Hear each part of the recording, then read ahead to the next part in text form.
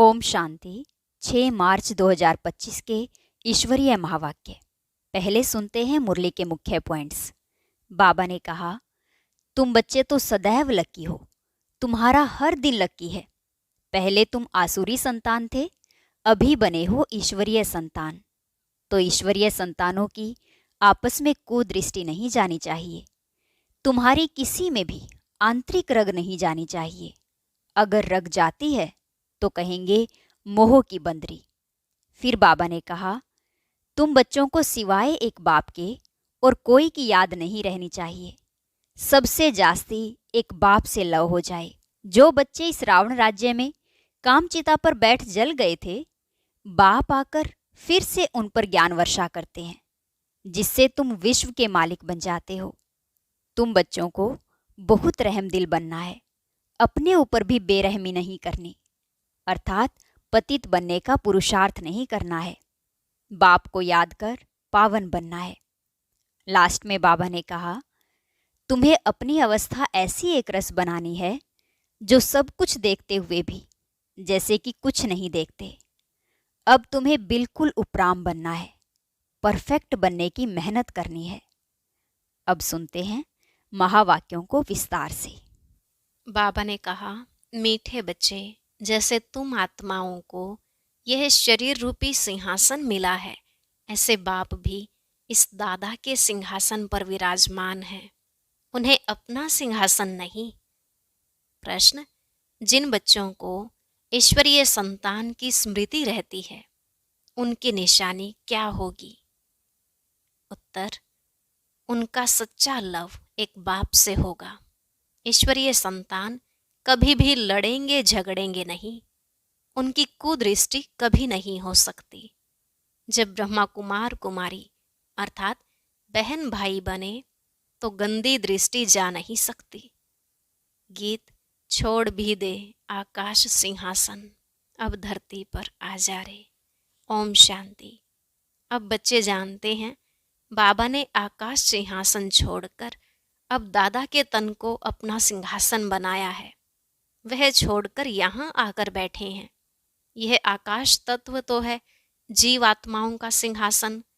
आत्माओं का सिंहासन है वह महतत्व, जहाँ तुम आत्माएं बिगर शरीर रहती थी। जैसे आकाश में सितारे खड़े हैं ना, वैसे तुम आत्माएं भी बहुत छोटी छोटी वहाँ रहती हो। आत्मा को दिव्य दृष्टि बिगर देखा नहीं जा सकता। तुम बच्चों को अभी यह ज्ञान है, जैसे स्टार कितना छोटा है, वैसे आत्माएं भी बिंदी मिसल हैं। अब बाप ने सिंहासन तो छोड़ दिया है।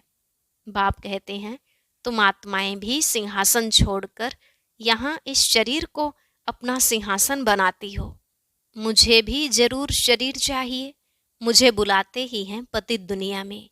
गीत है ना, दूर देश का रहने वाला। तुम आत्माएं जहाँ रहती हो, वह है तुम आत्माओं और बाबा का देश। फिर तुम स्वर्ग में जाते हो, जिसकी बाबा स्थापना कराते हैं।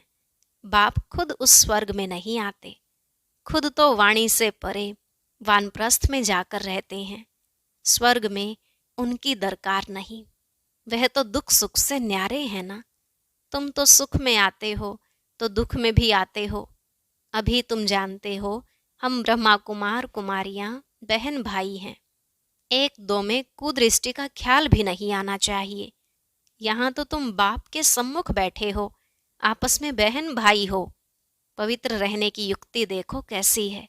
यह बातें कोई शास्त्रों में नहीं है। सभी का बाबा एक है, तो सभी बच्चे हो गए ना। बच्चों को आपस में लड़ना झगड़ना भी नहीं चाहिए। इस समय तुम जानते हो, हम ईश्वरीय संतान हैं। पहले आसुरी संतान थे, फिर अब संगम पर ईश्वरीय संतान बने हैं, फिर सतयुग में दैवी संतान होंगे। यह चक्र का बच्चों को मालूम पड़ा है। तुम ब्रह्मा कुमार कुमारियां हो, फिर कभी कुदृष्टि जाएगी नहीं। सतयुग में कुदृष्टि होती नहीं। कुदृष्टि रावण राज्य में होती है। तुम बच्चों को सिवाय एक बाप के और कोई की याद नहीं रहनी चाहिए। सबसे जास्ती एक बाप से लव हो जाए। मेरा तो एक शिव बाबा, दूसरा ना कोई। बाप कहते हैं, बच्चे अभी तुमको शिवालय में चलना है। शिव बाबा स्वर्ग की स्थापना कर रहे हैं। आधा कल्प रावण राज्य चला है, जिससे दुर्गति को पाया है। रावण क्या है, उसको जलाते क्यों हैं, यह भी कोई नहीं जानते। शिव बाबा को भी नहीं जानते। जैसे देवियों को सजा करके पूजा करके डुबोते हैं, शिव बाबा का भी मिट्टी का लिंग बनाए, पूजा आदि कर फिर मिट्टी मिट्टी में मिला देते हैं। वैसे रावण को भी बनाकर फिर जला देते हैं। समझते कुछ भी नहीं। कहते भी हैं अभी रावण राज्य है, राम राज्य स्थापन होना है। गांधी भी राम राज्य चाहते थे, तो इसका मतलब रावण राज्य है ना। जो बच्चे इस रावण राज्य में काम चिता पर बैठ जल गए थे, बाप आकर फिर से उन पर ज्ञान वर्षा करते हैं, सबका कल्याण करते हैं। जैसे सूखी जमीन पर बरसात पड़ने से घास निकल आता है ना, तुम्हारे पर भी ज्ञान की वर्षा न होने से कितने कंगाल बन गए थे। अभी फिर ज्ञान वर्षा होती है, जिससे तुम विश्व के मालिक बन जाएंगे।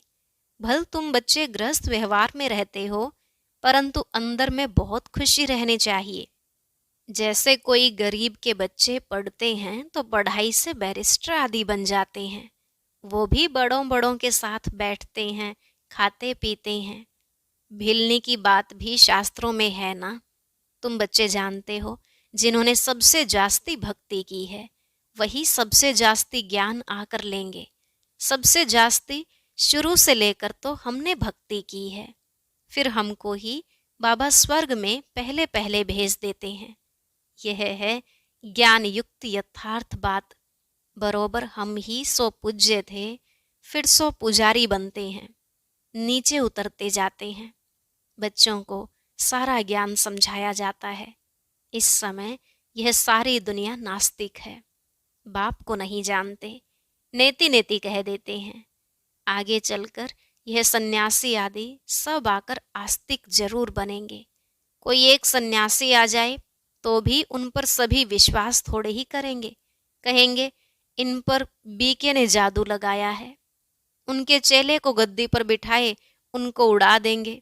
ऐसे बहुत सन्यासी तुम्हारे पास आए हैं, फिर गुम हो जाते हैं। यह है बड़ा वंडरफुल ड्रामा। अभी तुम बच्चे आदि से लेकर अंत तक सब जानते हो। तुम्हारे में भी नंबरवार पुरुषार्थ अनुसार धारण कर सकते हैं। बाप के पास सारा ज्ञान है, तुम्हारे पास भी होना चाहिए। दिन प्रतिदिन कितने सेंटर्स खुलते रहते हैं। बच्चों को बहुत रहम दिल बनना है। बाप कहते हैं अपने ऊपर भी रहम दिल बनो, बेरहमी नहीं बनो। अपने ऊपर रहम करना है। कैसे, वह भी समझाते रहते हैं। बाप को याद कर पतित से पावन बनना है, फिर कभी पतित बनने का पुरुषार्थ नहीं करना है। दृष्टि बड़ी अच्छी चाहिए। हम ब्राह्मण ईश्वरीय संतान हैं। ईश्वर ने हमको एडॉप्ट किया है ना। अब मनुष्य से देवता बनना है। पहले सूक्ष्म वतनवासी फरिश्ता बनेंगे, अभी तुम फरिश्ते बन रहे हो। सूक्ष्म वतन का भी राज बच्चों को समझाया है। यहाँ है टोकी, सूक्ष्म वतन में है मूवी, मूल वतन में है साइलेंस। सूक्ष्म वतन है फरिश्तों का। जैसे घोस्ट को छाया का शरीर होता है ना, आत्मा को शरीर नहीं मिलता है तो भटकती रहती है, उनको घोस्ट कहा जाता है। उनको इन आँखों से भी देख सकते हैं। यह फिर हैं सूक्ष्म वतनवासी फरिश्ते। यह सब बातें बहुत समझने की हैं। मूल वतन, सूक्ष्म वतन, स्थूल वतन, इनका तुमको ज्ञान है। चलते फिरते बुद्धि में यह सारा ज्ञान रहना चाहिए। हम असल मूल वतन के रहवासी हैं। अभी हम वहाँ जाएंगे वाया सूक्ष्म वतन। बाबा सूक्ष्म वतन इस समय ही रचते हैं। पहले सूक्ष्म वतन, फिर स्थूल चाहिए। अभी यह है संगम युग। इनको ईश्वरीय युग कहेंगे, उनको दैवी युग कहेंगे। तुम बच्चों को कितनी खुशी होनी चाहिए। कुदृष्टि जाती है, फिर ऊंच पद पा ना सके। अभी तुम ब्राह्मण ब्राह्मणियां हो ना, फिर घर जाने से भूल नहीं जाना चाहिए। तुम संग दोष में आकर भूल जाते हो। तुम हंस ईश्वरीय संतान हो। तुम्हारी किसी में भी आंतरिक रग नहीं जानी चाहिए। अगर रग जाती है तो कहेंगे मोह की बंदरी। तुम्हारा धंधा ही है सबको पावन बनाना। तुम हो विश्व को स्वर्ग बनाने वाले। कहाँ वह रावण की आसुरी संतान, कहाँ तुम ईश्वरीय संतान। तुम बच्चों को अपनी अवस्था एक रस बनाने के लिए सब कुछ देखते हुए जैसे कि देखते ही नहीं है, यह अभ्यास करना है। इसमें बुद्धि को एक रस रखना हिम्मत की बात है। परफेक्ट होने में मेहनत लगती है, संपूर्ण बनने में टाइम चाहिए। जब कर्मातीत अवस्था हो तब वह दृष्टि बैठे, तब तक कुछ न कुछ खींच होती रहेगी। इसमें बिल्कुल उपराम होना पड़ता है। लाइन क्लियर चाहिए, देखते हुए जैसे तुम देखते ही नहीं हो। ऐसा अभ्यास जिसका होगा वही उच्च पद पाएंगे। अभी वह अवस्था थोड़ी ही है। सन्यासी तो इन बातों को समझते भी नहीं हैं। यहाँ तो बड़ी मेहनत लगती है। तुम जानते हो, हम भी इस पुरानी दुनिया का सन्यास कर बैठे हैं। बस हमको तो अब स्वीट साइलेंस होम में जाना है, और कोई की बुद्धि में नहीं है जितना तुम्हारी बुद्धि में है। तुम ही जानते हो अब वापिस जाना है। शिव भगवानुवाच भी है, वह पतित पावन लिबरेटर गाइड है। कृष्ण कोई गाइड नहीं।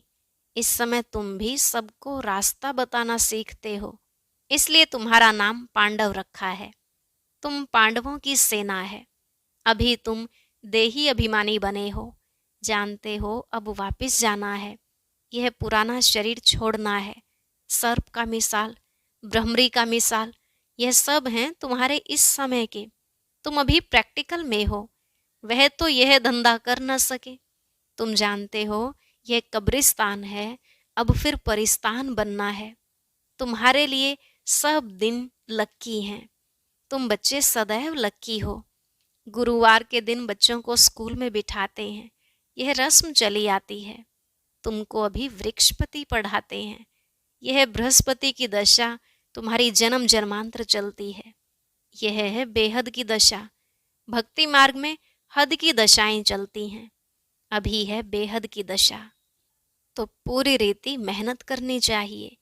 लक्ष्मी नारायण कोई एक तो नहीं है ना, उन्हों की तो डायनेस्टी होगी ना, जरूर बहुत राज्य करते होंगे। लक्ष्मी नारायण की सूर्यवंशी डायनेस्टी का राज्य चला है। यह बातें भी तुम्हारी बुद्धि में हैं। तुम बच्चों को यह भी साक्षात्कार हुआ है कि कैसे राज तिलक देते हैं। सूर्यवंशी फिर चंद्रवंशी को कैसे राज्य देते हैं।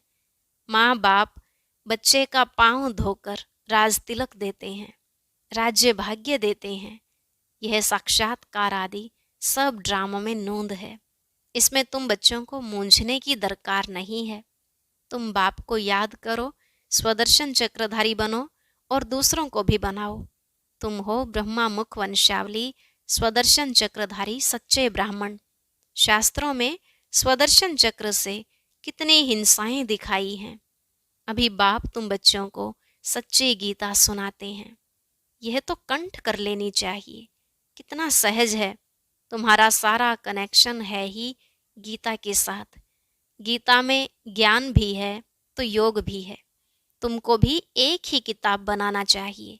योग का किताब अलग क्यों बनाना चाहिए?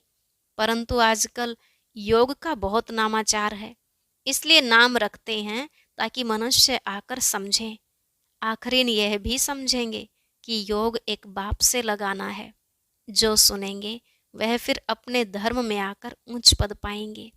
अच्छा, मीठे मीठे सिकिलधे बच्चों प्रति माता पिता बाप दादा का याद प्यार और गुड मॉर्निंग। रूहानी बाप की रूहानी बच्चों को नमस्ते। रूहानी बच्चों की रूहानी बाप दादा को नमस्ते नमस्ते, गुड मॉर्निंग, शुक्रिया बाबा, शुक्रिया। धारणा के लिए मुख्य सार। पहला पॉइंट, अपने ऊपर आप ही रहम करना है। अपनी दृष्टि बहुत अच्छी पवित्र रखनी है। ईश्वर ने मनुष्य से देवता बनाने के लिए अडॉप्ट किया है, इसलिए पतित बनने का कभी ख्याल भी न आए। दूसरा, संपूर्ण कर्मातीत अवस्था को प्राप्त करने के लिए सदा उपराम रहने का अभ्यास करना है। इस दुनिया में सब कुछ देखते हुए भी नहीं देखना है। इसी अभ्यास से अवस्था एक रस बनानी है। वरदान: हर कदम में पद्मों की कमाई जमा करने वाले सर्व खजानों से संपन्न व तृप्त आत्मा भव। हर कदम में पद्मों की कमाई जमा करने वाले सर्व खजानों से संपन्न व तृप्त आत्मा भव।